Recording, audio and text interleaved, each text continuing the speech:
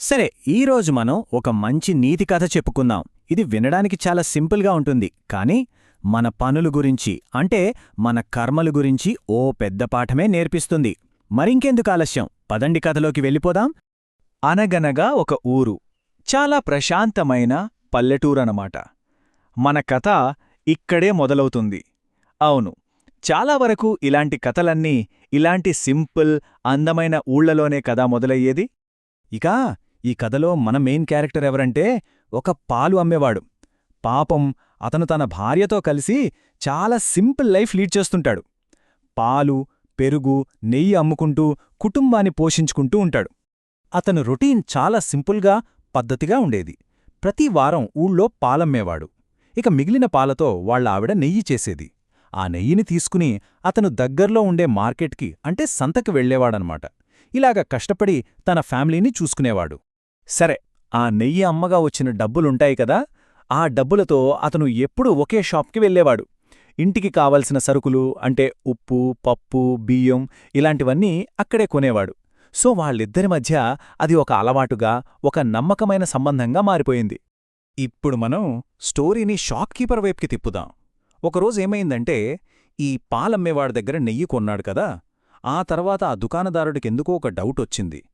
ఏంటి, ఈ నెయ్యిని ఒకసారి తూకం వేసి చూస్తే పోలా అనుకున్నాడు. ఎందుకంటే ఆ పాలవాడు ఎప్పుడూ నెయ్యిని కేజీ ప్యాకెట్లుగా చేసి అమ్మేవాడు. సో దుకాణదారుడు ఏమనుకున్నాడు, ప్రతి ప్యాకెట్ కరెక్టుగా 1 కేజీ ఉంటుందనే అనుకున్నాడు.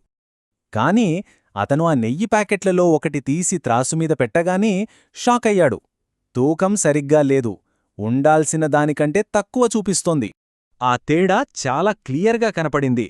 1 ప్యాకెట్ కాదు, అతను తూకం వేసిన ప్రతి నెయ్యి ప్యాకెట్లోనూ 100 గ్రాములు తక్కువుంది. అన్నీ 900 గ్రాములే ఉన్నాయి. అంతే, ఆ షాప్కీపర్ నమ్మకం మొత్తం పోయింది. అరెరే, ఇంతగా నమ్ముతే నన్ను మోసం చేశాడే అని చాలా బాధపడ్డాడు. అతని మనసంతా కోపంతో, బాధతో నిండిపోయింది. సరే, ఇక ఆ పాలు అమ్మేవాడు మళ్లీ రావడం కోసం వారం మొత్తం వెయిట్ చేశాడు. ఈలోపు అతనిలో కోపం అలా పెరుగుతూనే ఉంది. వారం తర్వాత ఆ పాలవాడు రాగానే దుకాణదారుడికి ఇక కోపం ఆగలేదు. అతని మీద గట్టిగా అరిచేశాడు. మళ్లీ నా దుకాణంలో అడుగుపెట్టకు, నువ్వొక మోసగాడివి, నమ్మకద్రోహివి అని నిలదీశాడు. ఇక్కడే ఉంది అస్సలు ట్విస్ట్. కథ ఇక్కడ్నుంచే ఒక ముఖ్యమైన టర్న్ తీసుకుంటుంది. మరి ఇంత పెద్ద నింద వేస్తే ఆ పేద పాలవాడు ఎలా రియాక్ట్ అయ్యాడో చూద్దామా? ఒక్క నిమిషం ఆలోచించండి. అసలు ఈ కథలో నిజమైన మోసగాడు ఎవరు? సమాధానం తెలిస్తే నిజంగా ఆశ్చర్యపోతారు. అప్పుడు ఆ పాలవాడు ఏమాత్రం టెన్షన్ పడకుండా చాలా ప్రశాంతంగా, వినయంగా ఇలా చెప్పాడు. అయ్యా, నేను చాలా పేదవాడిని. తూకం రాళ్లు కొనేంత డబ్బు నా దగ్గర లేదు.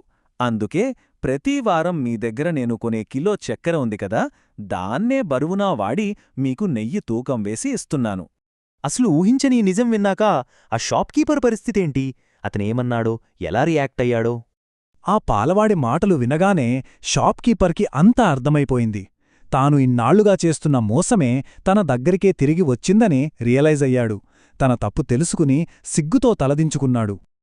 చూశారా, ఈ కథ మనకు చెప్పే నీతి ఇదే. మనం ఈ లోకానికి ఏది ఇస్తామో అదే మన దగ్గరికి తిరిగి వస్తుంది. అది మంచిగావచ్చు, చెడుగావచ్చు, గౌరవం కావచ్చు లేదా అవమానం కావచ్చు. మనం చేసే ప్రతి పనికి ఒక రియాక్షన్ ఉంటుంది. మరి మనం ఇతరులకు ఏమిస్తున్నాం ఒక్కసారి ఆలోచించుకోవాలి కదా.